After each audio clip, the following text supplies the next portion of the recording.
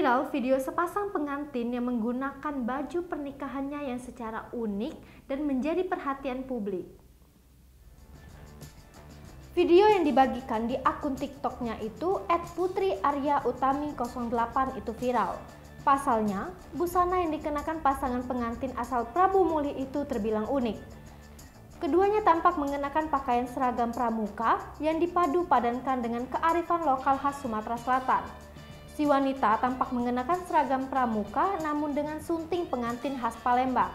Kemudian, si pria mengenakan seragam yang sama dengan peci beremblem lambang pramuka.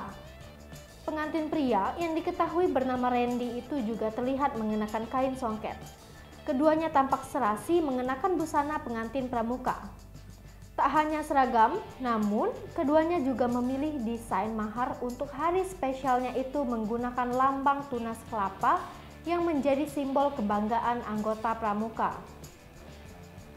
Belum lagi kemeriahan acara pernikahannya itu juga disemarakkan dengan joget maumere oleh para anggota pramuka yang menjadi tamu mereka.